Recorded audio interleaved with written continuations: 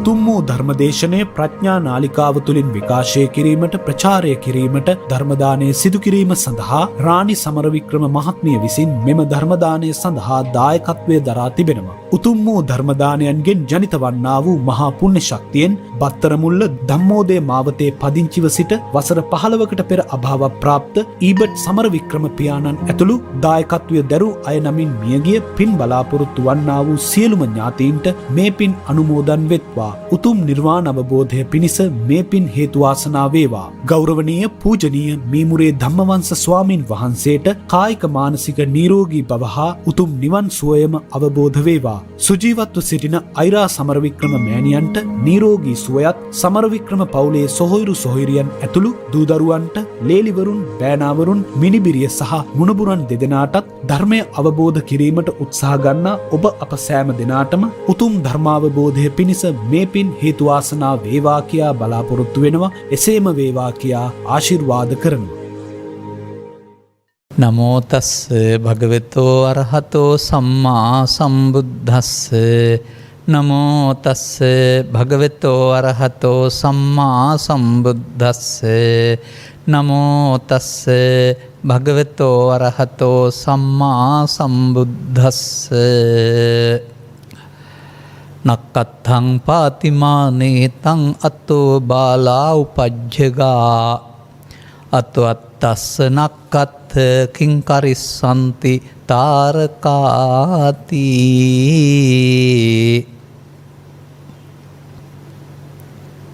ප්‍රඥා නාලිකාව තුළ විකාශනය වෙන්නව මෙම ධර්මානුශාසනාවෙහි සදහැවර අනුග්‍රහක දායකත්වය දරන්නා වූ පින්නතුන් ප්‍රමුඛ ධර්මශ්‍රවණාබිලාසී සදහැවර පින්නතුනි. මම ඔබට කියා තිබෙනවා ජාතක පොත කියුවේ 21 වෙනි සතවර්ෂය නෙමෙයි 20 වෙනි සතවර්ෂය කියලා. ඒ නිසා බොහෝ කොටස් මතක නැහැ. බලන්න තරම් වෙලාවකුත් නැහැ. නමුත් මේ ජාතක පොතේ තියෙන නක්කත්ත නම් වූ ජාතකය කියලා ඒ ගාථාව මට මතක හිටියා, පාඩම් හිටියා. මම ඉතින් මේ ගාථාව අරන් මේ ජාතක කතාව කියන්නේ එහෙම ලෑස්ති වෙනව නෙමෙයි. ජීවිතේ කවදාවත් එහෙම වණ කියලා නැතුව ඇති මම. ඊට වඩා ගැඹුරට යන්නයි මම මේ සූදානම් වෙන්නේ. මේ කතාව හුඟක් අවුරුදු 25-30කට ඉස්සර වෙලා කියවපු නිසා සාරාංශයක් කරනම හරියටම කතාව මතක නෑ මට. බුදුන් වහන්සේ වැඩ වාසය කරන සමයේ එක්තරා තරුණයෙක් සහකාරියක් හොයන්න යනවා. සහකාරිය තෝරාගෙන අසවල් දිනේ මේ සහකාරිය ගෙන යාගන්න එනවයි කියලා ගෙදරට දින දීලා යනවා. ගොහින් ඔහු ඊට පස්සේ නැකතක් බලන්න යනවා. සහකාරිය කැඳවගෙන එන්න. නැකත් කරු කල්පනා කරනවා මේ මිනිස්සයා දිනේ තීරණය කරලා මගෙන් නැකත් අහන්න එනවයි කියලා අදාළ දිනේට පස්සෙත් නැකතක් දෙනවා. දැන් ඉතින් මනමාල මහත්තයා නැකත උදා වෙන කල් ඉන්නවා මනමාලි එක්කලා එන්න යන්න. මනමාලි දීපු දිනේට මනමාලට දීපු දිනේට සූදානම් වෙලා බලනවා. එන්නේ නැහැ. මනමාලි වෙන කෙනෙකුට දෙනවා. මනමාල මහත්තයා නැකතට මනමාලි එක්කලා එන්න ගියාම මනමාලි නැහැ. මේක තමයි ඔය නක්කත ජාතකයේ බාහිර කතාව. ඕක ඇතුලේ තමයි අර ගාථාව තියෙන්නේ. නැකතක් පැමිණේ යයි නක්කත්තම් පාතිමානේතං අතෝ බාලා උපජ්ජගා. අනුවන තැනැත්තෝ යහපත කරගන්නට බලන් ඉන්නවා. අත්තෝ අත්තස්ස නක්කත්ත. අත්තස්ස අත්තෝ වැඩේ සිද්ධ වෙන්න වැඩේ කරන එක තමයි නැකත. අත්තෝ අත්තස්ස කියන්නේ ඒකයි. කාර්ය සිද්ධියට කාර්ය කරණය නැකතයි. තේරණ භාෂාවෙන් කියනවා නම් තරු මොනවා කරන්නද? කිං කරිස්සන්ති තාරකා. දැන් මනමාලයට නැකත් බලන්න ගිහින්නේ මනමාලේ නැති උනේ නේ. නමුත් නැකත් කියන පදේ අපිට හින්දු දහම තුළින් ඇවිදින් අපේ වෙලා තියෙනවා. මා දකිනවා මේ සිද්ධාර්ථ කුමාරයා සුද්ධෝදන රජුරු යටතේ ඉන්න කාලේ නම් නැකත් අතුරන් කියලා නැකතට ওই තේරම දේවල් බත් කවන්න අකුරු කියවන්න එහෙම කරයි කියලා. හැබැයි ඉතින් ගිහිගේ අර ගිය දවසේ ඉඳලා මං ගිහිගේ අර යන්නේ ලෝක සත්‍යය ගලවා ගන්න මම නැකතක් බලන්න ඕනේ කියලා හැම ත්‍රිපිටකේ උගන්වන්නේ නැහැ. මම දැන් පැවිදි වෙන්නයි හදන්නේ ඉසකය ටික නැකතට කපන්න ඕන කියලා. මම දැන් මේ බුද්ධත්වයට පත් වෙන්න බෝධිද්‍රෝහ මොලේ වාඩි වෙන්නයි හදන්නේ නැකතට වාඩි වෙන්න ඕනේ. එහෙම වුණ බවක් පෙන්වන්නේ නැහැ. එහෙනම් අවබෝධයට පත් වෙන පැත්තේ මේක වලගත් වෙලා නැහැ. ඊට ඉස්සෙල්ලා මේ සුදෝන් රජතුමා සමහරට හින්දු භක්තිකෙක් නිසා ඔසල්ගලිමත් වෙන්න ඇති. නැකත මම මේ නක්කත ජාතක විතරක් නෙවෙයි තවත් සූත්‍ර දේශනාවකුත් මේකට එකතු කරලා මේ කියන්නේ. ඔය ලෝකේ දවසක් තමන් වටේ කැරකෙනකොට හැමදාම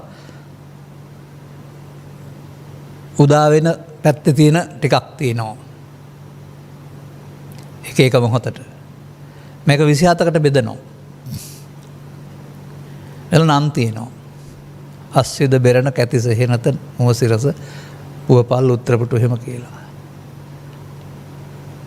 මෙහෙම බෙදාන දවස් 365ක් විතර ගියාපුවම ඊට පස්සේ රවුම ගිහින් ඉවරයි. දැන් ඉතුරුයි ටිකක්. පැය කීපයක්.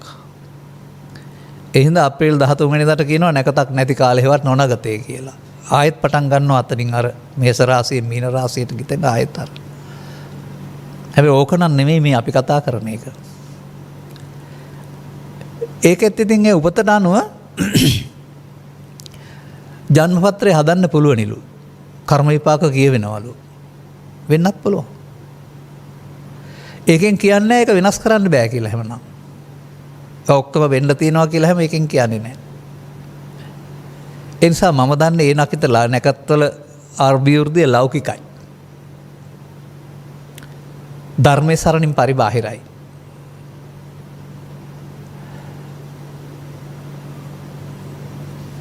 මම කරපු වැඩවලදී මම කිව්වා මට නම් මම නැකත් බැලුවේ නෑ කියලා. බැලුවා නම් ඔයිට වඩා හොඳට හරියනවා කියලා තමයි නැකත් විශ්වාස කරන කෙනෙක් කිව්වේ. මම නැකත් එක්කලා මම දකිනවා සාර්ථකත්වයේ බලාපොරොත්තු වෙන බව. ඒ බුදුදහමෙන් උගන්වන්නේ සාර්ථකත්වයේ විතරද? ඒ ලාභාලාභ සපුරුදාප සාන්තය අසාසීල 8ක් උගන්වන්නේ. ඔය නැකතට ඔය කටයුතු කරපු කට්ටිය සියල්ල 100%ක් සාර්ථක වුණාද? නැකතට බලපු විවාහ ඔක්කොම සාර්ථක වුණාද? නෑ අසාර්ථක වෙච්ච ඇති සංඛ්‍යාලීකරණය. නැකඩක් නැතුව කරපු කට්ටියගේ සාර්ථක වෙච්ච ඇති.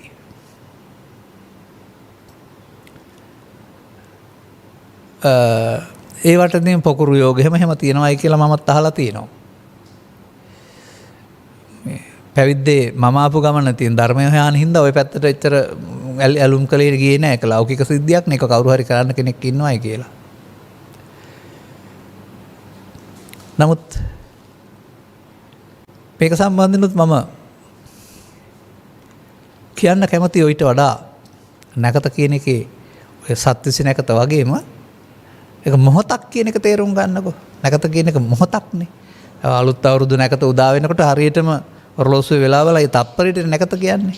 විශාල ප්‍රතිඥා කන්දක්පත් වෙන්නේ ඒ නැකත උදා වෙලා. ඒක මොහොතයි. ඒ මොහොතට ඉස්සරලත් නැකත උදා වෙලා නැහැ. මොහොතට පස්සෙත් නැකත උදා වෙලා නැහැ.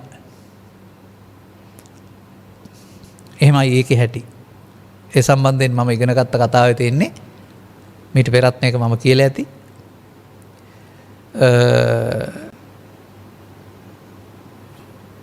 තොටගමුවේ රාහුල සහ විදාගම් මෛත්‍රී හෝ සහ ගොත්තිලිලිපු හාමුදුරුවෝ මම නම් මතක නෑ මට දැන්. කවුරු හරි වැත්තෑ හිමියන් හෝ මේ දෙදෙනෙක් සම්බන්ධ කතාවක් මේක. ඒක හරියට හරි ගස්ස ගන්න නම් දෙක මට පාසල් කාලේ මතක තිබුණේ දැන් මතක නෑ. ඒ ගලක් උඩ ඉන්නක් හිටවන නැකත. අය ගල් කටුවකින් හරන්න ඕන නෑ ගල මෙලෙක් වෙනවා වෙලාවට.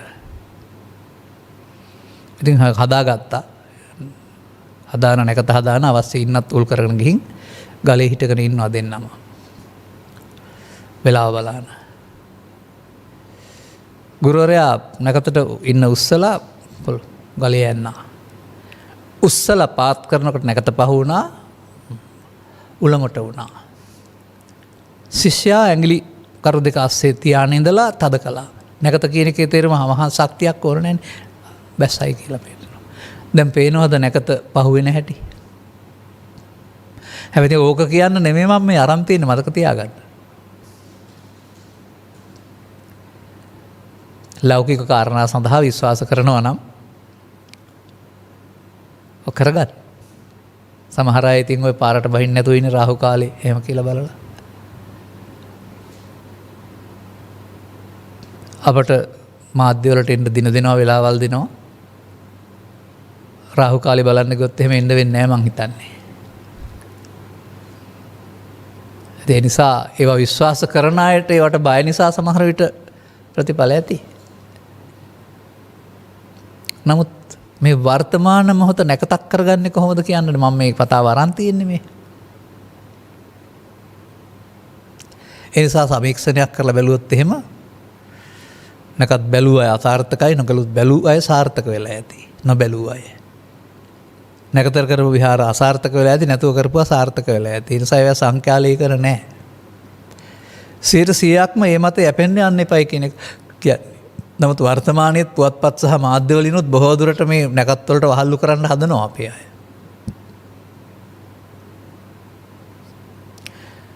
ඒ වුණාට මොකද්ද මේකෙන් පෙන්වන්නේ? අත්තෝ අත්තස්සනක් අත්ත. යමක් කරන්න ඕන නම් ඒක කරන එකයි නැකත. අර්ථයට කාර්ය සිද්ධ වීම සඳහා කාර්ය කරන එකයි නැකත. දැන් ඉතින් ත්‍රිපිටකේ තවත් තැනක තියෙනවානේ ඔය නැකත සම්බන්ධ කතාවක්. කිසියම් පුද්ගලයෙක් උදේ කාලේ, දවල් කාලේ, හවස් කාලේ. ඒකෙන් කියන්නේ ওই තුන් වේල විතරක් කියන එක නෙමෙයි මේ. සම්පූර්ණ කාලයම ඔය පෙන්වන්නේ. යේ බික්කවේ සත්තා. පුබ්බන්න සමයේ, මජ්ජන්තික සමයේ, සායන්න සමයේ. එතකොට ඒතර සමය කියන්නේ මොහොත කියන එකනේ. උදේ කාලේ මොහොත, දවල් කාලේ මොහොත. ඒ මොහොත ගෙවිගෙන යනවා හවස දක්වාම. කායේන වාචා මනසා කයෙන් වචනෙන් සිතින් සුචරිතං චරන්ති යහපත් දේවල් කරයිද. ඔහුට උදෑසනස් සුබ නැකතක් සුබයි, දවලුස් සුබයි, හැන්දෑවස් සුබයි. සුනක්ඛත්තං සුමග්ගලං සුපප්පබාතං තව තියෙන වචන ගොඩක්. අන්න මම පෙන්වන්න හදන නැකත. සුනක්ඛත්තං නැකත. සහප මංගල්‍ය.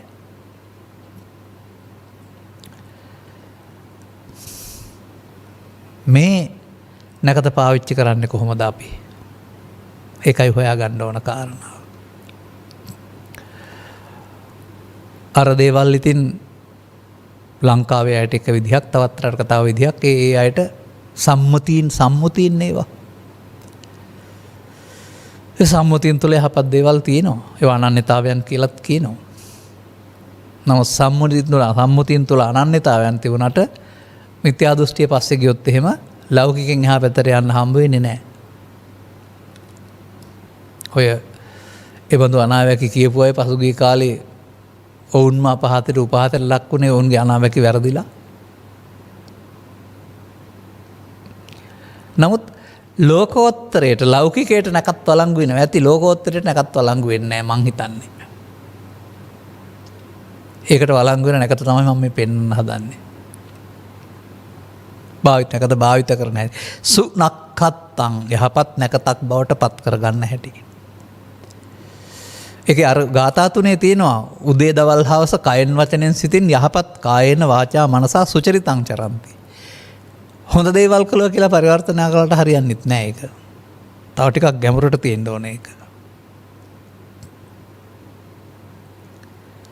දුස්චරිතය සුචරිතය කියන එක අපි පව්පින් වලට ගත්තොත් එහෙම එතකොට ඒ කොටසක් අතෑරෙනවා. අපි එහෙම තමයි හුරු වෙලා තිබෙන්නේ. නමුත් බුදුරජාණන් වහන්සේගේ අකුසලයේ සහ අකුසලයෙන් වෙන්නේ මේ කුසලයේ කියන එකේදී ඔයිට වඩා ගැඹුරු කරුණක් පෙන්වන්නේ. අකුසලයේ පාපයෙන් නම් කුසලයේ පින නම් බුදුරජාණන් වහන්සේට බුද්ධත්වයට පත් වෙන්න පැවිදි වෙලා පස්වක තවසන් අයින් කරලා ආයෙත් කිං සත්‍ය ගවේෂී කිං කුසල ගවේෂී වෙන්න ඕන නැහැ. ඉන් එහාටත් යමක් සත්‍ය සහ කුසල් කියලා හොයපු නිසා තමයි උන්වහන්සේට එහෙම වෙන්න උනේ. ඒ අය හොයාගත්ත කොට සමහර විට එක පැත්තක් ඉන් එහා පැත්තට බුදුන් වහන්සේ හොයාගත්ත පැත්තට තමයි බුදු සමයේ කුසල් කියනවා ඇත්තේ කියලා මම හිතනවා. ඒක ත්‍රිපිටකයේ සූත්‍රවල පවතිනවා. ඒ නිසා සෝවාන් ආදී මාර්ගඵල වලින් නිර්වාණය සාක්ෂාත් වීමට තමයි බුදු සමයේ අකුසලයෙන් වෙන්නේ මේ කුසලයේ කියන්නේ ලෝකෝත්තර කුසල් කියන්නේ. අන්න මේ අකුසලයෙන් වෙන්නීමට නැකත යොදාගන්නේ කොහොමද බලන්න. නැකතක් එනකල් බලා ඉන්නවද නැකත යොදා ගන්නවද නැත්නම් නැකත එදිලා තියෙනවද? දැන් ඉතින් මගුල් ගෙදරක් ගත්තාම නම් නැකත එනකල් බලන් ඉන්න වෙනවා. අවුරුද්ද උදා වෙනකොට නැකත එනකල් බලන් ඉන්න වෙනවා. තව එහාටත් ඔය සමහර ග්‍රහ වස්තු එහෙම අවුරුදු 200කට විතර පස්සේ තමයි එනකල් බලන් ඉන්න වෙනවා. ඒ වගේ අපි ගෞතම සාසනයක ඉපදලා සද්ධර්මයේ සුරක්ෂිත පොත්පත් එකකුත් තියාගෙන නැකතක් එනකල් බලන් ඉන්නවා. අනාගත බුදුරජාණන් වහන්සේ පහළ වෙලා සද්ධර්මයේ දේශනා කරනතුරු. අන්න නැකත.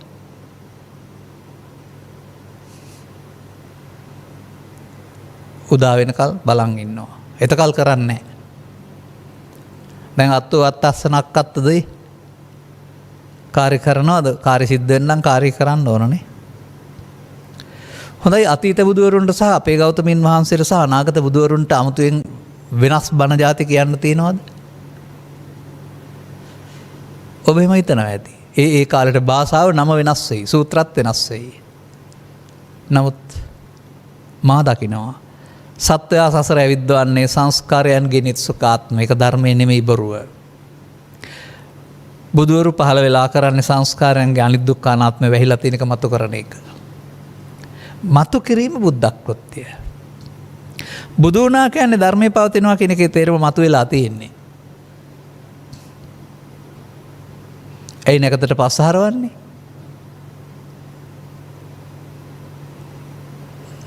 ඒ නැකතේ අකුරු වල මොකක් හරි දෝෂයක් තියෙනවා. එහෙනම් යෙදෙන්නේ නැහැ නැකත.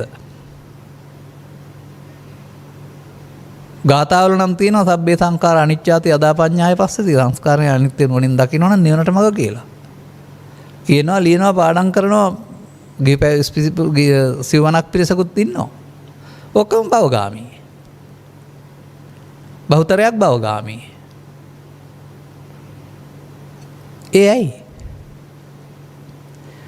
ත්‍රිපිටක තුළ සත්‍ය ධර්මයේ පවතී නම් අනුගමනය කරපුවම ප්‍රතිඵල තියෙන්න ඕන. ත්‍රිපිටක තුළ සත්‍ය ධර්මයේ නැහැ කියලා මම කිසිටකත් කියන්නේ නැහැ.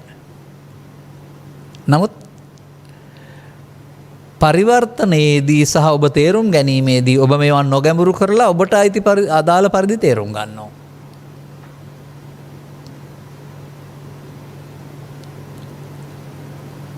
දැන් බලන්නකො මේ ගාථාව ආරෝග්‍ය පරමාලාභා සන්තුට්ටි පරමන්දන. ගීතයකුත් මම දැක් ඇහෙනවා මෑතදී. නිරෝගීකම ඇර සැපතක් ලෝයේ කොයින්දා කියලා. සතුට ඇර සැපතක් කොයින්දා කියලා. නමුත් මාගන්ධි සූත්‍රය අරන් බැලුවොත් ඒ බමුණා කියලා තියෙනවා මම දැන් නිරෝගී මේ තමයි නිවන මන් ලබන සතුට. අර පුතග්ජන මට්ටමේ බුදුහාමුදුරුවෝ දේශනා කළේ කොහොමද? ඕක ඉස්සර බුදුවරු දේශනා කළේ මෙන්න මෙහෙමයි. ඕක ක්‍රමෙන් ඔය පෘථග්ජනයකටවත් අතරපත් වෙලා දැන් ඔය ඇඟේ නිරෝගීවමයි හිතේ සතුට කියලා කියන්නේ කියලා උන්වහන්සේ වදාරලා තිබෙනවා. සතුට අවේදී සුවය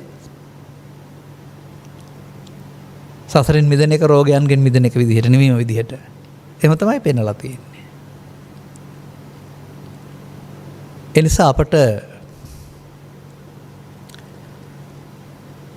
නැකත් දන්නේ නැති කෙනාට නැකත තේරෙන්නේ නැහැ වගේ මේ බුදු සමයේ අවශ්‍ය දේ කරගන්න අවශ්‍ය නැකත උදා වෙමින් පවතින හැම වෙලාවෙම පාවිච්චි කරන්න තේරෙන්නේ නැහැ. නැකත පහු වෙනවා. මොකද අර ඉන්න ඔසවා ගලේ අනින්න යාම තුළ තමයි පහු වෙන්නේ. බලමු අපි මොකද වෙන්නේ කියලා. අසල්වාසී ළඟ හිටියනම් කවුරු අත උස්සන්න කියලා කියනවා. දහම් ධර්මශාලාවක නම් මේ ජීවිතේ එකපාර ගෙවිලා යනවා කියලා හිතන කට්ටිය අත උස්සන්න. නැහැ. දවසවත් එකපාර ගෙවෙන්නේ නැහැ. උදේ දවල් මධ්‍යහ්නේ හවස රාත්‍රී එහෙම උදා වෙන්නේ තත්පරෙන් තත්පරය.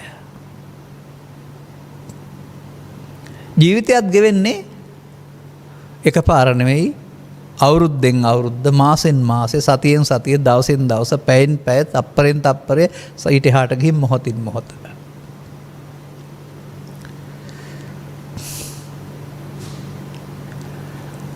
මේ මොහොත වට හඳුනා ගන්න පුළුවන්ද? බාහිර ලෝකේ මොහොත නෙමෙයි ඔරලෝසුවේ මොහොත නෙමෙයි. ඔබ දැන් ජීවත් වෙන මොහොත. ඒ තුළ මොකද වෙන්නේ? ඒ තුළ ඔබට බුදුරජාණන් වහන්සේ හමු වුණා නම් ඔබ නැකත පාවිච්චි කරන්න දන්නේ නැහැ. නැකත උදා වෙනවා නමුත් ඔබ නැකත පාවිච්චි කරන්න දන්නේ නැහැ. නමුත් පාවිච්චි කළොත් සුණක් අත්තන් සුමංගලං. සුබ නැකත සුබ මංගල්‍යයක් වෙනවා. ඒ තේන සත්‍ය වජ්ජේන හෝතු මේ ජය මංගලං කියලාත් කියනවා. මේ සත්‍ය වචනෙන් ජය මංගල්‍යයක් වේවා කියලා. නමුත් කීවට වෙන්නේ නැහැ.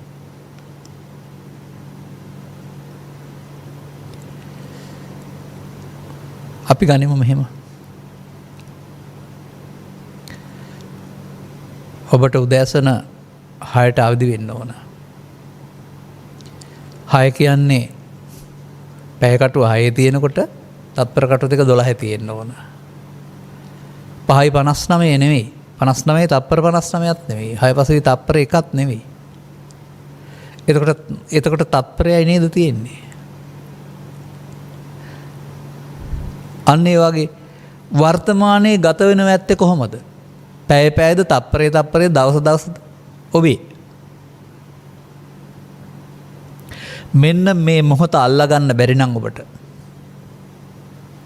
මේ වැඩේ කරන්න බෑ. මේ මොහොත ඇර වෙන වෙලාවක් මේකට කවදාවත් එන්නේ නැහැ. ඔබ මේ මොහොත ගැන නොසලිකිලිමත් වෙලා ඉන්නවා. ඔය මොහොත අතහැරලා එක්ක අතීතයට වෙලා ඉන්නවා එක්ක අනාගතයට වෙලා ඉන්නවා. බුදුරජාණන් වහන්සේ වදාරනවා අතීතං නානුසෝචන්ති න පජප්පන්ති නාගතා කියලා. ඔබ අතීතං අනුසෝචන්ති පජප්පන්ති අනාගතා. අතීතේ මතක් කරගෙන වර්තමානයේ වහගෙන ඒ ගැන විඳවනවා. ප්‍රජප්පනේවත් සිහින වීම අනාගතයට කරනවා. බුදුරජාණන් වහන්සේ හම්බ වෙන්න හෝ අනාගත රජයක්පත් කරන්න හෝ එහෙම නැත්නම් දිව්‍ය ලෝකේ යන්න හෝ ගිහින් ඉඳලා මේ තියෙන කර්කස පරිසරයේ දැන් මිනිස්සු නරක වෙන්නයි එන්නේ මෙහෙ ඉන්න බෑ. ඒ හින්දා දිව්‍ය ලෝකෙට ගිහින් අනාගත බුදුරජාණන් වහන්සේ එදාට ඇවිදින් තමයි අපි මේ ගමන කෙලවර කරන්න ඕනේ කියලා ප්‍රජප්පන. තම තමන්ගේ ප්‍රජප්පනේ හිතා ගන්න. ප්‍රජප්පනය කියන එකේ තේරුම සිහින වැවීම කියන එක.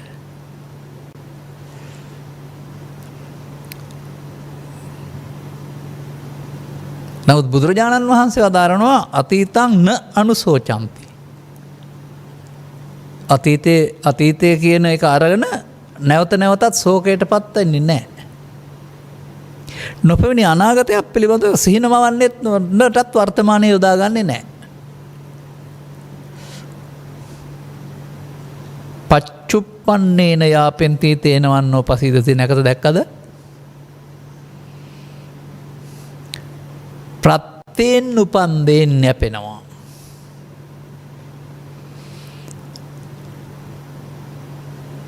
කොහෙද මේ ප්‍රත්‍යයෙන් උපදින්නේ?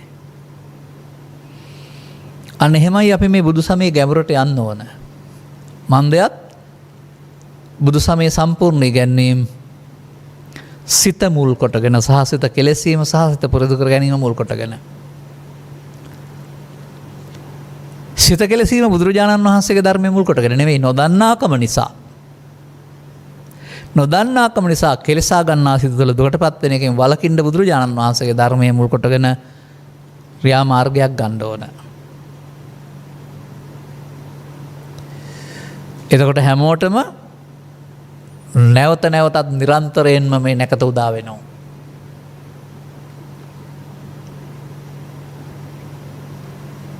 කොහෙන්ද උපද උදා වෙන්නේ කියලා බලන්න.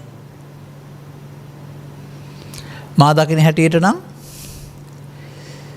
ඇසෙන් කනෙන් නාසයෙන් දිවෙන් කයෙන් සහ සිතින් ඒ අයට ආවේනික ක්‍රියාමාර්ග ඔස්සේ මේ නැකත උදා වෙමින් පවතිනවා.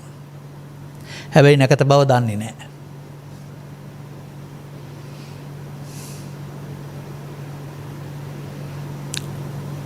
මගේ ධර්ම දේශනාවල තියෙනවා මම හදපු උදාහරණයක්. රත්නපුරේ පැත්තේ බොරළු පාරක් තියෙනවා. වැහැලා රන්තර මැණික් තියෙන පැත්තක් නේ. බොරළු පාරේ මැණික් ගලක් මතුවෙලා. මැණික් ගැන දන්න මිනිස්සෙක් යනවා පාරේ. මෙයාට නිකන් පහළ වෙනවා කල්පනාවක්, කෙලින් පාර මට ඇස් දෙක පියාගෙන යන්න පුළුවන්ද බලන්න ඕන කියලා ඈත බලලා ඇස් දෙක පියා ගන්නවා. දැන් මේ ඇස් දෙක පියාගත්ත දැන සහ ඇස් අරින අතර තමයි මැණික තියෙන්නේ. ඇස් දෙක පියාගෙන ගිහින් ඈතට ගිහින් ඇස් අරලා ආඩම්බර වෙනවා. මට ඇස් දෙක පියාගෙන මෙච්චරක් දුර යන්න පුළුවන්. හැබැයි ඔහු දන්නේ ඇස් දෙක පියා ගැනීම නිසා මැණික පහ වුණ බව. ගෞතම බුදුසසුනට සද්ධර්මයක් දේශනා කොට තිබියදී වෙහෙස මහන්සියලා මේක මතු කරගෙන තේරුම් අරගෙන අනුගමනය කරන්නේ නැත්නම් අර ඇස් පියාගත්ත කෙනාට වඩා වෙනස් නැහැ. මැණික මග හරිනවා. බුදු මැණික මග හරිනවා. විපාකයේ බුදුරජාණන් වහන්සේට නම් නෙවෙයි ඔබට. මත් ඇයි පමාදෝ වච්චනෝ පදං. ඔබ ප්‍රමාද වුණානේ මරණයට මගනේ ඔබට හමු වෙන්නේ. දැවට නැගතට ගිනිමලවල පුරුදු ඇතිනේ. ඒ හේතු එකතු කරපුවම තමයි ගින්දරපත් වෙන්නේ. නැතු නිකම්පත් වෙන්නේ නැහැ. අදාළ කාරණා ටික එකතු කරගත්තාම තමයි ගිනි ඇවිලෙන්නේ. ඒ නිසා මම කියන්නේ අදාළ හේතු එකතු වීමයි නැකත. මොනවද? තස්සීදං සම්මුඛී භූතං යං ලෝකස්මින් සුදුල්ලබං. සම්මුඛී භූත වෙනවා මුණ ගැහෙනවා අතිශය දුර්ලභ කරුණක්. කාටද? මනුස්සයින්ට. මනුස්ස පටිලාභෝච සද්දම්මස්සච දේශනා. මනුස්ස ප්‍රතිලාභයට සදහම් හමු වෙනවා. හමුවුනහම එහිලා උත්සාහ කිරීම සුදුසුවේ අලං වායමිතුන් තත්ත අතකාමේන ජන්තුනා. තමන් ගලව ගන්න කැමති අය. එනම් මනුස්ස ප්‍රතිලාභයට සදහම් හමුවීම නෙවෙයිද නැකත? එතකොට මනුස්ස ප්‍රතිලාභය තියෙනවා. නමුත් සදහම් හමුවුනොත් නැත්තම් නැකත හමු වෙන්නේ නැහනේ. වැඩේ හරියට කරන්න නම් නැකත හම්බ වෙන්න ඕන. නැකතටයි හරියට කරන්නේ. බලන්න කොහොමද මේක ක්‍රියාත්මක වෙන්නේ කියලා. මේක ක්‍රියාත්මක වෙනකොට අපිට ඔර්ලෝසුව තත්පරේ ගත වෙනවා වගේ ජීවිතේ ගත වෙන්නේ දවසින් දවස පැයෙන් පැය මොහොතෙන් මොහොත කියලා අරගෙන තව එහාට ගෙනියන්න ඕන. එතකොට ගත වෙන්නේ සිතෙන් සිතට යාමෙන්. ඇසෙන් කනට කනෙන් නාසයට නාසයෙන් දිවට දිවෙන් කයට කයෙන් සිතට පිළිවෙලක් නැතුව මාරු වෙමින් සිතෙන් සිතට අරමුණෙන් අරමුණට යාමකින් තමයි ජීවිතය ගත වෙන්නේ. ඒ අරමුණ තුළ ඔබ මොකද කරන්නේ? ඔබට එහෙම දකින්න හැකියාවක් තියෙනවද? ඔබ පුද්ගලයෙක් වශයෙන් දකින්නව නේද? එවිට ඔබ මම යනවා එනවා කනවා බොනවා කියන කතාන්තරය කියනවා ඇරුණාම ඊට හා ගැඹුරින් ඔබ ළඟ සිදුවෙනසේ දකින්නේ නෑ නේද? නමුත් මොහොතක සියුම් සිද්ධිය දකින්න ඕන. අදාළ කටයුත්ත කරන්න නම් සිදුවෙන්න නම් ඒක කරන්න අවශ්‍ය දේ දකින්න ඕන. ඔබ මේ සසර ගමනට සසරට බැඳෙන්නේ අවුරුද්දට දවසයිද?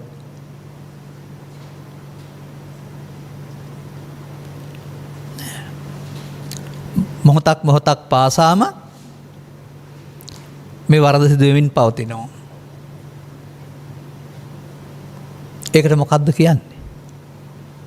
ඒ බුදුරජාණන් වහන්සේගේ නමින් කියනවා එකට කියනවා ප්‍රමාදය. මේ ප්‍රමාදය ජීවිතයට එක සැරයක් නෙවෙයි වෙන්නේ. දවසට එක සැරයක් නෙවෙයි වෙන්නේ. මොහොතක් පාසාම මේ කියන වැරැද්ද මිනිසුන් තුළ සිදු වෙනවා.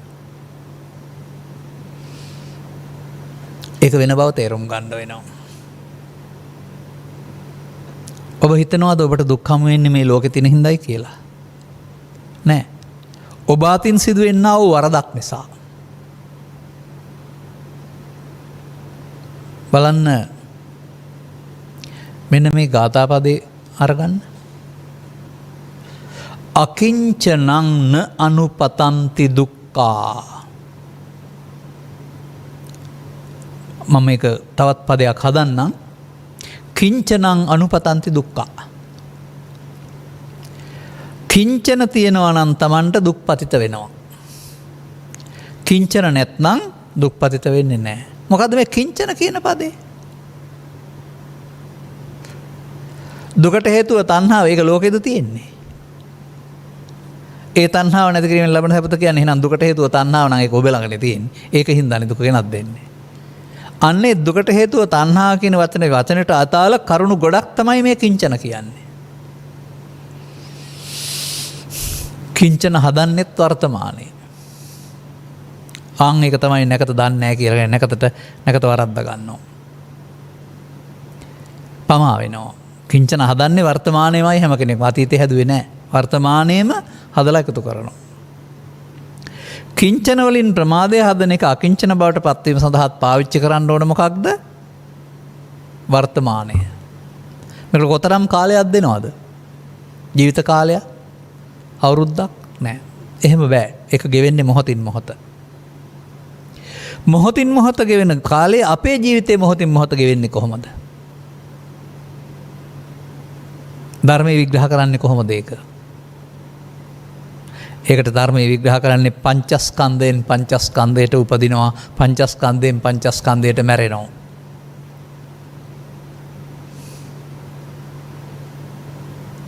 දැනගත්තත් නැතත් පිළිගත්තත් නැතත් ඒක වෙනවා. ඕන කෙනෙක් ගාවා. නමුත් ඒක බුදුවරු පැහැදිලි කරලා දෙනවා ඔබට තේරුම් ගන්න. මෙන්න මෙතන මෙහෙම සිදුවීමක් වෙනවා.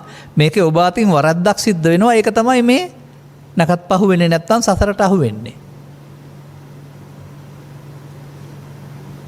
මේ වරද සිදු වෙන්නේ නැති වෙන්න ඔබ මෙහෙම පාවිච්චි කරන්න. දැන් මොකද්ද වර්තමාන මොහොතේ වැරද්ද? ඇසෙන් කනෙන් නාසයෙන් දිවෙන් කයෙන් ගන්නා වූ අරමුණු වලදී ඇලීමෙන් මුලාවෙන් ගැටීමෙන් මුලාවෙන් එකතු කොට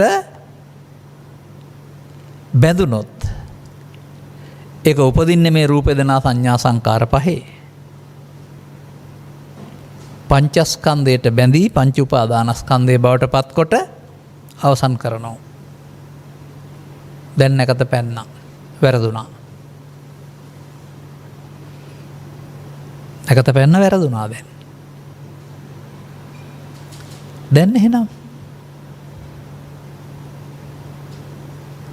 මේ වරද අනන්ත සංසාරයේ අද දක්වා සිදු වුණා, ඉදිරියටත් සිදු වෙනවා. ඔබ ඒක හොඳයි කියලා පිළිගන්නවා. ඒ කියන්නේ ඔබ මොහොත පාවිච්චි කරන්නේ සසරෙන් ගැලවෙන්න, මොහොත පාවිච්චි කරන්නේ සසරේ ඇලෙන්න. ඒක නැකත නෙවෙයි නැකත පහුවීම.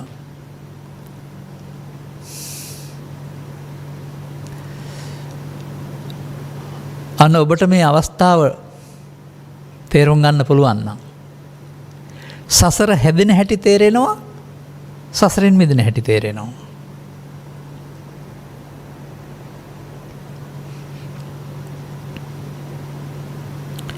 ඒ හැදෙන හැටි තේරුම් ගන්න ඕන. දැන් නෙවෙයි මේ නිසා අනාගතේ හැදෙන හැටි.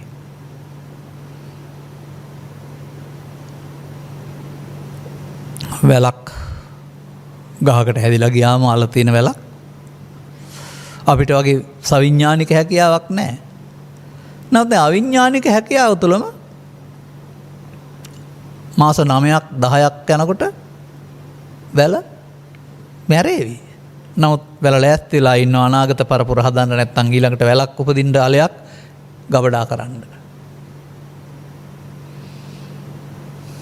ඒ වගේ ස්වභාවයෙන්ම මිනිසා සූදානම් වෙලා ඉන්නවා පැවැත්මට හේතු තියලා ඉවර කරන්න. අනාගතයක් හදන්න. මෙන්න මේ පැවැත්මට හේතු තැබීම බුදුරජාණන් වහන්සේගේ ධර්මයේ ප්‍රමාදය කියලා පෙන්වලා තියෙනවා.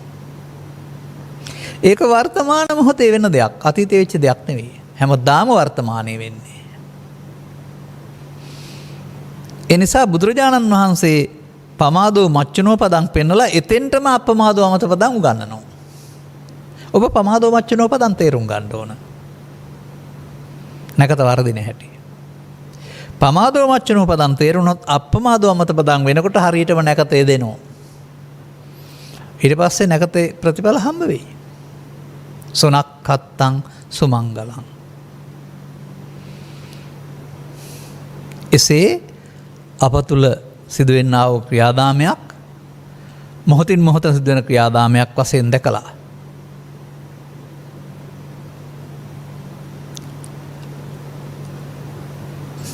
පරිබාහිර කාරණා අමතක කරන්නේ නැතුව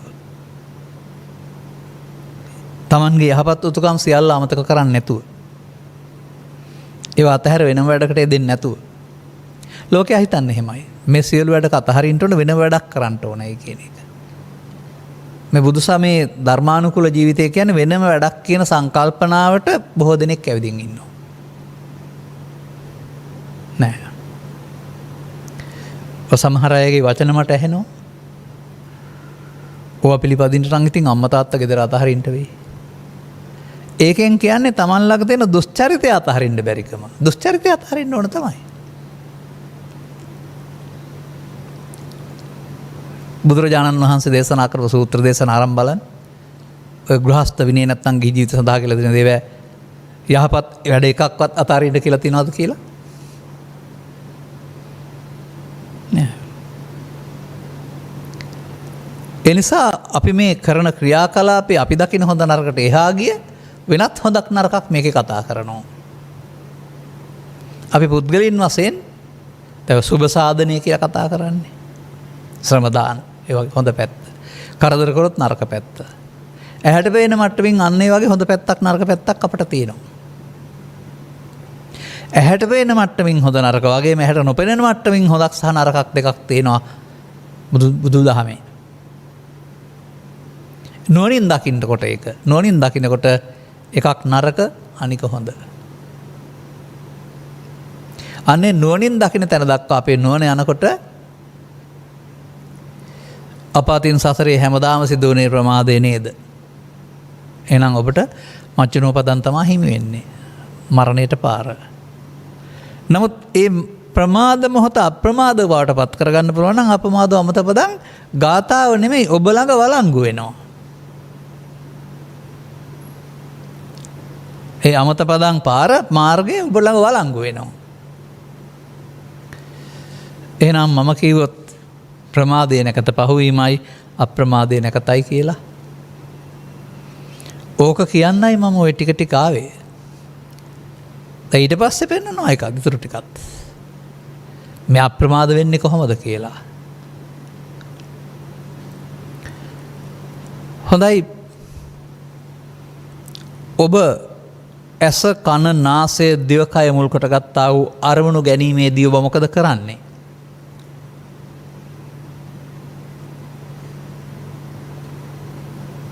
පංචස්කන්ධ පරිහරණය කරන්න. ඒකටයි පංචස්කන්ධ පරිහරණය කියන්නේ. කයක් පරිහරණය කරනවට නෙවෙයි. ඇස මුල් කොටගත් රූපය, කන මුල් කොටගත් ශබ්දය, නාසය මුල් කොටගත් ගන්ධය නැමැති මේ අරමුණ මුල් කොටගෙන අරමුණ ක්‍රියාකාරකම් පහකට බෙදෙනවා. අරමුණ තුළ සිදුවෙන දේවල් ටික. එහෙම බලන්න බැරි වුණා අපට. ඒ නිසා අපට මේ නැකතට එළවෙන්න බෑ. අරමුණ රූපය, අරමුණ ශබ්දය, අරමුණ ගන්ධය, අරමුණ රසය, අරමුණ පහස, අරමුණ මනෝ ආරම්මණය. ඒ වගේ 6ක් එනවා. එකයි එන්නේ 6ක් එන්නේ නැහැ. 6ක් කතා කරන්නේ අපි ළඟ සිදුවෙන නිසා. මේ මොහොතේ කරන්නේ ඔය අරමුණ විඳින එක. රූපේ විඳිනවා, ශබ්දේ විඳිනවා, ගන්ධේ විඳිනවා. විඳලා විතරක් බෑ හඳුනන්නත් ඕනේ. රූප සංඥා, ශබ්ද සංඥා කියලා එකට කියනවා සංඥාව කියලා. ඒ වගේම මේකට චේතනා එකතු කරන්නත් ඕන. ඒක සංඛාර කියලා. ඒ වගේම ඒ රූප වේදනා සංඥා සංකාර හතරෙන් කරපු කාරණා ටික දැනගන්නත් ඕන. වාර්තාකරණය. විඥාන. දැන් ඔබ ළඟ සිදුවෙන මේ ක්‍රියාකලාපයේ බුදුරජාණන් වහන්සේ ඇස තුළ, කන තුළ, නාසය තුළ, දිව තුළ, කය තුළ සහ මනෝද්වාරය තුළ සිදුවෙන්නා වූ පංචස්කන්ධයක ඉදීමක් මැරීමක් වශයෙන් පෙන්නනවා ඉගෙන ගන්න. වෙන වෙන පංචස්කන්ධ ගැන හිත හිතා ඉන්නේ නැතුව. දැන් මේක උපාදානස්කන්ධ වෙන්නේ කොහොමද? අන්න නැකතක් නැහැ. පමා වෙනවා. ඒක අම්මා තාත්තා කරලා දෙනවද? හැමෝම එක සමානව කරනවද? පංචස්කන්ධය, පංච උපාදානස්කන්ධය වෙන්නේ මොකක් නිසාද? ඒ පංචස්කන්ධයට ඔබ රුචි අරුචි පරිදි අගයන් එකතු කිරීමෙන්, ඒකට ඇලීම ගැටීම එකතු කිරීමෙන්, ඒකට ලෝභ මෝහ එකතු කිරීමෙන්, ඒකට ඒ ලෝභ මෝහ එකතු කිරීම මමත්වෙන් ගැනීම බවට පත් වෙනවා. මමත්වෙන් ගත්තොත් පංචස්කන්ධයට නිකන් මැරෙන්න බෑ. කොහොමත් පංචස්කන්ධ හටගෙන නැසෙනවා. නමුත් මමත්වෙන් ගත්තොත් පංචස්කන්ධය නැසෙන්නේ ඔබ සසරට බැඳලා තියලා. නැත්තම් අනාගත ඵලයකට හේතු තියලා. මෙන්න නැකත පහ වුණා, ප්‍රමාද වුණා. මේකට කියන වචනේ තමයි උපාදානය වෙනවා. අරමුණ තුල උපාදානය වෙනවා. පව තුල, පින තුල, ධානය තුල මේ වරද තියෙනවා. සසරේ කළ දේ ඔය. පෘථග්ජන පුද්ගලයා කරමින් ඉන්න දේ ඔය. අතීතයේද කළේ අනාගතයේද කළන්නේ නැහැ. දැන් නැමැති මොහොතමයි මේකට යොදාගන්නේ. තේරෙනවද? දැන් නැමැති මොහොත තමයි මේකෙන් මිදෙන්න තියෙන ස්වර්ණමය අවස්ථාව කියලා. දැන් නැමැති මොහොත භාවිතා නොකරන කිසිවෙක් ඕක කරන්නේ නැහැ.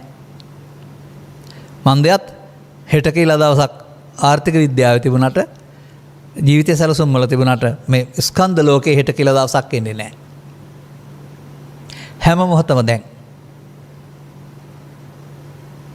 ඔන්න බුදුරජාණන් වහන්සේගේ නැකත. දැන් නැකතට වැඩේ කරන්න ඕන ප්‍රතිඵල ලබන්න.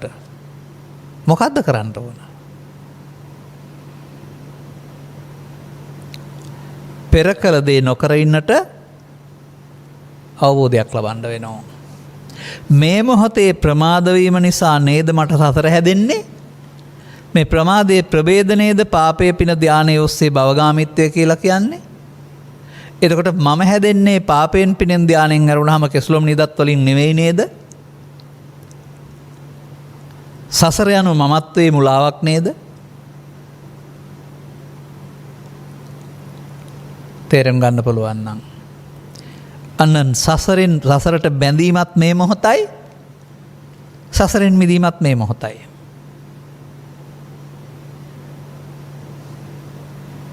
දැන් මොන රවුමක් කරකිලා හරි ආර්ථික වශයෙන් Tamanගේ ජීවිතය ගෙන යන්නට අවශ්‍ය පහසුකම් සකසාගෙන ඒ ජීවන ප්‍රවෘත්තිය ගෙන යන ගමන් 100%ක්ම ජීවන ප්‍රවෘත්තියේ ජීවිතය කියලා හිතන්නේ නැතුව තමා කවුද කියලා හොයාගන්න බලන්න. එතකොට ආර්ථිකය පමණක් කියන ජීවන දර්ශනයෙන් කවදාවත් මේ ලෝභය, දේශය, මොහය, ඊර්ෂ්‍යාව, ක්‍රෝධය, වෛරය නිසා හටගන්න දුක නැති කරන්න බෑ. අර සමෘද්ධිය තියෙන්න පුළුවන්. මුදල් වලින්, යාන වාහන වලින් ඒ ලැබෙන සමෘද්ධිය තියෙන්න පුළුවන්. නමුත් අර ඊර්ෂ්‍යාව, ක්‍රෝධය, වෛරය පරිගැනීම කාරණා නිසා ඒවත් නැති කරගන්නවා. ඒව උතුරත් ආපහු ගිනි ගොඩක් හැදෙනවා. එහෙනම් මේ මොහොත අප්‍රමාද වෙන්නේ කොහොමද? ඒකට කිසිම වෙලාවක් වෙන බුදුරජාණන් වහන්සේ වෙන් කරලා නැහැ. දැනට තේරෙන ආකාරයට ඒකට කරන්න බැරි වෙලාවක් තියෙනවා මේ පස්දොර වහලා නින්දට ගියාම. ඒකට යොදන්න බෑ අවධානය. අනිත් හැම මොහොතම ඔබට ඔබ දැක ගන්නට, ඔබට ඔබෙන් මිදෙන්නට, ඔබ අනාගතයෙන් මිදෙන්න සුබ නැකතක්, සුබ මොහොතක් උදා වෙනවා. නමුත් ඔබට ඒකට මුහුණ දෙන්න තේරෙන්නේ නැහැ.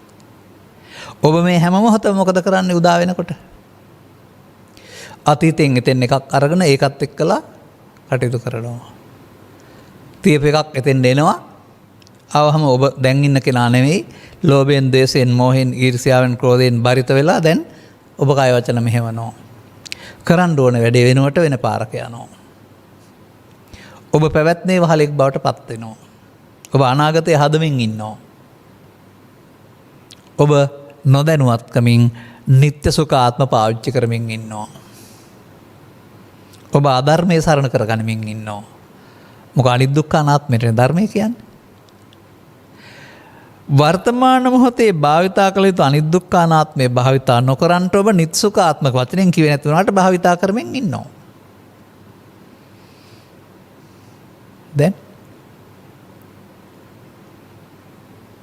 දැන් නැකත පාවිච්චි කරන්නේ නැහැ නේද?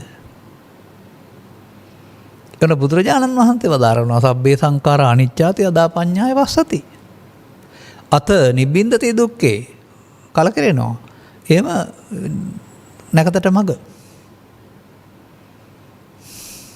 දැන් තේරෙනවද බුදුන් වහන්සේ වදාළ ආකාරයට ක්‍රියා කිරීමෙන් මේක සිද්ධ වෙන්නේ කියලා? තම තමන්ට කැමති පරිදි ක්‍රියාත්මක කරන්න බෑ කියලා. තම තමන් කැමති පරිදි ක්‍රියාත්මක වෙන එක ප්‍රමාදය. ප්‍රමාදයට පාරවල් තියෙන්න පුළුවන් ඕන තරම්. නමුත් අප්‍රමාදයට එහෙම පාරවල් නැහැ. ඒ නිසා මේ මොහොතේ හටගෙන මේ නැසන ස්කන්ධ පංචකය ලෝභයෙන්, දේශයෙන්, මොහෙන් ඇලී ගැටි අවසන් කරන්නේ නම් ඔබ නැකත මග ඇරියා. ඔබ ප්‍රමාද වුණා. අප්‍රමාද වෙන්න තියෙන මොහොත ප්‍රමාද වුණා. දැන් මේක සසරේ අනන්ත වාරයක් කළා. දැන් බැරිද උත්සාහයෙන්, මහන්සියෙන් මේක අනිත් පැත්ත හරවන්න? වර්තමාන මොහොත අනාගත ඵලයක් උපදින හේතුවක් ඉතුරු නොකොට වර්තමානයෙන් නිමා කරන්න. අනුපාදාය මුච්ඡanti නත්ති දුක්ඛ සම්භව. උපාදානයෙන් මිදෙන්න පුළුවන් නම් දුක් හටගන්නේ නැහැ.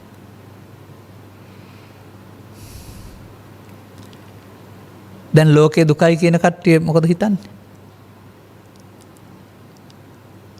දැන් බුදුරජාණන් වහන්සේ වදාරන්නේ මේක වේ තමන්ගේ හිතේ තියෙන දෙයක් කියලානේ. පංච උපාදානස්කන්ධය ලෝකේ තියෙන එකක් ඒක. මේ කිංචන නිසා හට ගන්නවා කියන එකනේ. කිංචන කියන්නේ ඔබ තබාගත්ත හේතු. මේ ටික අයින් වෙන්න ඕන අකිංචන. අන්න ඒ විදිහට මේ මොහොත තමන්ට දුක් දෙන හේතු අයින් කරන මොහොතක් බවට පත් කරගන්න පුළුවනි. දැන් බලන්න ඔය දේශීය වෙදකමේ තිබෙනවා උදරාබාධයක් හැදුනහම බෙහෙතක් දෙනවා. විරේකය. අර උදරාබාධයේ හේතු ටික ගියාම උදරාබාධය හොඳයි. ලය විරේකය. මොනවා හරි ඇතුළත් වෙලා තියෙනවා නම් විරේකයෙන් සුව කරනවා. බුදුරජාණන් වහන්සේ ලය හෝ කය විරේකයක් දෙන්නේ නැහැ. චිත්ත විරේකයක් දෙනවා. අන්න එතෙන්දී විරේක වෙන්න ඕන. දුක් උපදවන හේතු විරේක වෙන්න වෙනවා. එහෙනම් වර්තමාන මොහොත ඔබට ස්වර්ණමය අවස්ථාවක්. කුමක් කරන්නද? අනාගත ඵලයක් ඔබ දෙන්න හේතු ඉතුරු නොකර අවසන් කරන්න. ලෝභය, දේශය, මෝහය ක්ෂය කරන්න. කාම විතර්ක, ව්‍යාපාද විතර්ක, විහිංසා විතර්ක උපදින අවස්ථාවට නාදිවාසේති පජහති විනෝදේති බ්‍යන්ති කරෝති අනභවංගමේති කියන කාර්ය කරන්න. අන්න කාර්යකරණය. නැකත අපි ඒක කළේ නෑනේ. අපි කාම විතර්කයේදී, ව්‍යාපාද විතර්කයේ, විහිංස විතර්කයේදී ඒක මමත්වයෙන් අරගෙන අවුලක් හදාගන්න, ප්‍රශ්නයක් කරගන්න ඇරුණාම කාර්යකරණය කළේ නෑ.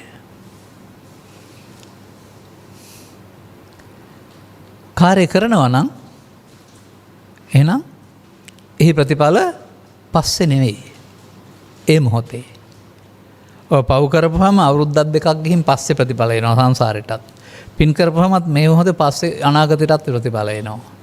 නමුත් මේ කාර්ය කළොත් ඒ මොහොතේම තමයි විද්‍යා විමුක්තිය හම්බ වෙන්නේ. විද්‍යා විමුක්තිය එන්න පළල් වෙනවා. අඩු වෙන්නේ එහෙම නැහැ. මොහොතින් මොහොතම මේ සිද්ධිය සිදු වෙනවා. දැන් එහෙනම් පංචස්කන්ධයේ ආත්මේ පංච උපාදානස්කන්ධය හදයි. ඔහු සතරේ මොහොත පමා වෙයි. මොහොත නිසි ආකාරයෙන් පාවිච්චි කරන්න නොදනි. පංචස්කන්ධයේ පහළ වෙලා උපාදානය වෙන්නේ නැතුව අවසන් කරනවා නම්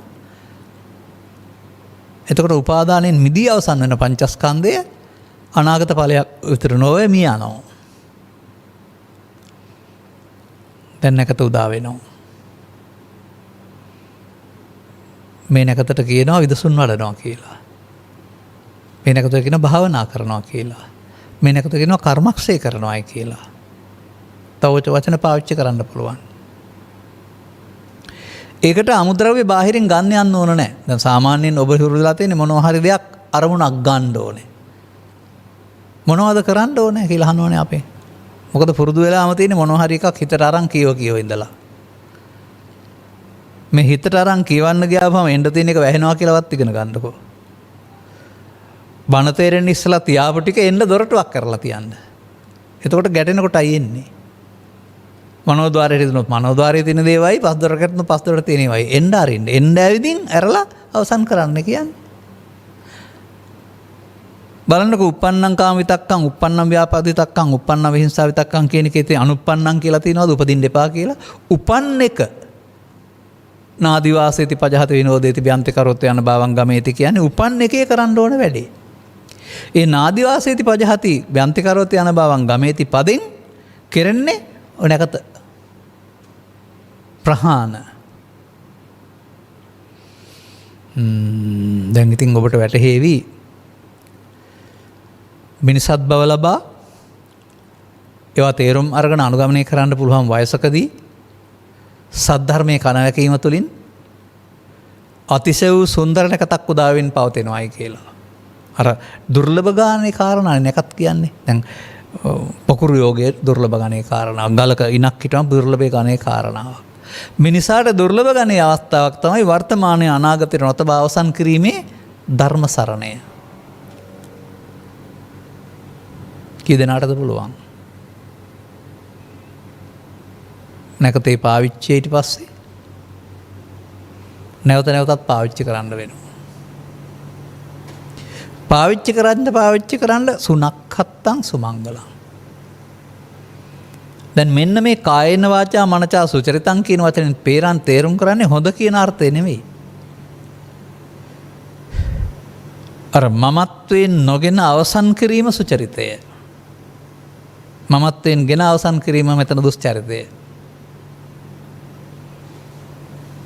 එහෙනම් ඒ පුද්ගලයාට ප්‍රාර්ථනා කරන්න ඕන නැහැ. උදා වෙන හැම මොහොතක්ම සුබ වෙනවා. අසීමිත ලෙස සුබ වෙනවා. කොතරම් සුබ වෙනවද කියනවා නම් චිත්තාභ්‍යන්තරයේ පවතිනා වූ ඇවිලෙන ගැටෙන ස්වභාවය ඉවත් වී ගියන් පසුව ලෝකේ පවතින මොනම ධර්මතාවයකටවත් ඔබට රිදවන්න බෑ. ඒ රිදවා ගැනීම රිදවීම නෙමෙයි රිදවා ගැනීමක්. බාර ගැනීමෙන්. මමත්වෙන් බාර ගැනීමෙන් මමත්වෙන් බාර ගන්නා නැතිට බාර ගන්නා නැතුව යනවා. ඔබ නෑ නෙමෙයි බාර ගැනීමේ මුලාව. ඉතින් ඒක අත්හදා බලන්න ටිකක්. එකකින් දෙකකින් අත්හදා බලන්න විඳවන කාරණේ දැන් නෑ නේද කියලා. එතකොට තව ටිකක් ඉස්සරහට යන්න හිතෙයි. මෙන්න මේ විදිහට ඔය බුදුන් වහන්සේ වදාළ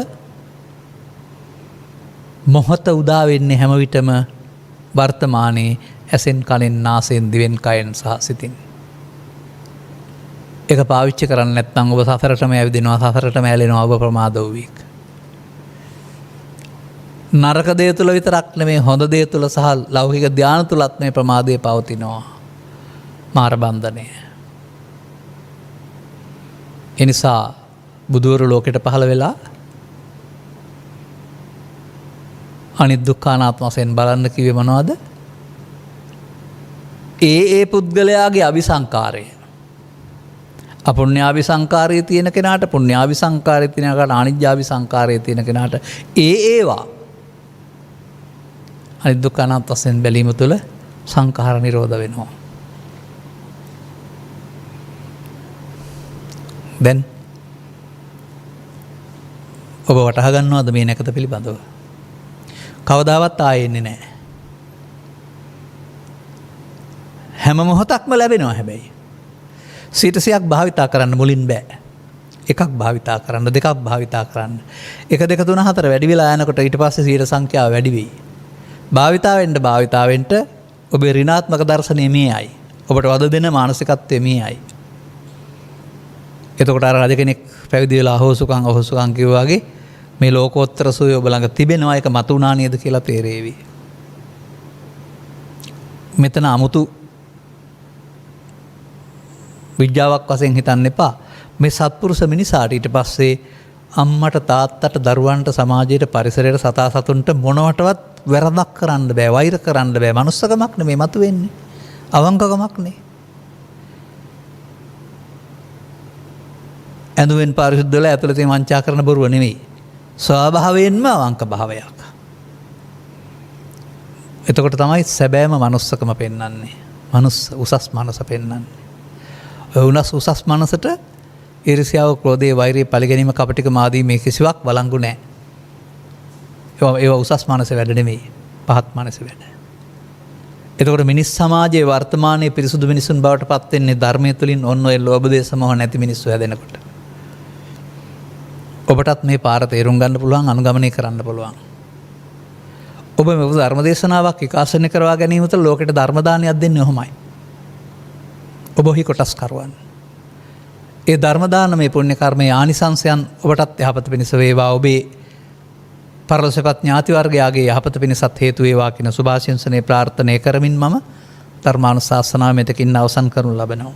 අද මෙම ධර්මානුශාසනාව විකාශනය කිරීම සඳහා රාණි සමරවික්‍රම මහත්මිය සදහැවර දායකත්වය දරා තිබෙනවා. අරමුණු අතර රත්තරමුල්ල ධම්මෝදය මාවතේ පදිංචිව සිට වසර 15කට පෙර අභාවප්‍රාප්ත වූ ඊබට් සමරවික්‍රම පියාණන් ඇතුළු අප නමින් මේ පරලෝකීය පින් බලාපොරොත්තු වන්නා වූ සියලුම ඥාතීන් ගෞරවයෙන් සිහිපත් කොට පින් බලාපොරොත්තු වන අය පින් අනුමෝදන් කරගනිත්වා. ඒ පිනින් සැපවත් වී මතු උපදිනා ජීවිතයකදී මිනිසත් බව ලබා නිවන් මඟ ඉහළ කර ගැනීම සඳහා මෙම පුණ්‍යානුමෝදනාව හේතු වාසනා වේවා. ගෞරවනීය දේශකයන් වහන්සේට කායික මානසික නිරෝගී බව සහ උතුම් නිවන් සුවම අවබෝධ වේවා. සුජීවත් සිටින්නා වූ අයිරා සමරවික්‍රම මෑණියන්ට නිරෝගී සුවයත් සමරවික්‍රම පවුලේ සොහොයුරියන් ඇතුළු දූ දරුවන්ටත් ලේලිවරුන්, බෑනාවරුන්, මිනිවිරියන් සහ මුණුබුරන් දෙදෙනාටත් ධර්මය අවබෝධ කිරීමට උත්සාහ ගන්නා ඔබ අප සෑම දෙනාටත් ධර්ම අවබෝධය පිණිසම මෙම ධර්ම දානයේ හේතු වාසනා වේවා. ධර්ම දේශනා කරවා ගැනීමෙන් දායකත්වය දැරීමෙන් ධර්ම ශ්‍රවණයෙන් ජනිත කරගත්තා වූ ආනිසංසයන් මත පිහිටා ප්‍රාර්ථනා කරන්න. ඔබ වෙනට හදා වඩා පෝෂණය කළා වූ ඔබගේ මේ ඊබට් සමරවික්‍රම පියාණන් ඇතුළු පරලෝකීය ඥාති වර්ගයාට අෂ්ට උපහාරයක් වේවා. යමෙක් ඔබේ නමින් පරලොසෙපත් ඔබෙන් පින් බලාපොරොත්තු වෙත්නම් ඒ පින් අනුමෝදන් කරගන්න පුළුවන් නම් අනුමෝදන් වෙත්වා. ඊට පිනින් පුරවාගෙන ඒ ස්ථානින් ආපහු මිදලා මිනිසත් බව ලබාගෙන ඔබ මෙන්ම කල්යාණ මිත්‍ර සේවනය ලබාගෙන ත්‍රිලක්ෂණය වැනි දහම් කරුණු ගැඹුරට අහා ගැනීම තුළින් නිවන සැනසෙන මගකට පිවිසෙන්නට ඔවුන්ට මේ පුණ්‍යානුමෝදනාව හේතු වේවා.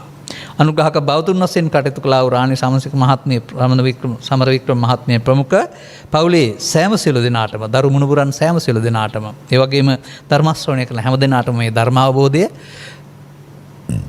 මෙලොව වශයෙන් නිදුක් නිරෝගී සුවය සහ චිරජීවනයේ පිණිස හේතු වේවා. රැකියා ආදී කටයුතු යන්නේන ගමන් යහපත් අනාගත බලාපොරොත්තු දරුවන්ගේ අධ්‍යාපන කටයුතු සාර්ථකත්වයේ පිණිස හේතු වේවා. රෝග පීඩාවන් දුරු වී පාප මිත්‍ර ආදී සේවනයන්ගෙන් වෙන් වී කල්යාණ මිත්‍ර සේවනය ලබා ත්‍රිලක්ෂණී වැනි දහම් කරුණක අනුගමනීය ප්‍රතිපදාවට අහගන්න ලැබෙද්දී ඔබටත් සකල දුක්ඛයන්ගේ නිමාවන්නා උතුම් නිර්වාණ සුවයෙන් සැනසෙන්නට හේතු වාසනා වේවායි සාදු කියලා ප්‍රාර්ථනා කරගන්න. සබ්බහිතව වජ්ජන්තු සබ්බ රෝගෝ විනස්සතු මාතේ බවත් අන්තරායෝ සුඛී දීඝායුකෝ බව හැම දිනාටම තෙරුවන් සරණයි. දේශක්ඛයෝ නිබ්බානං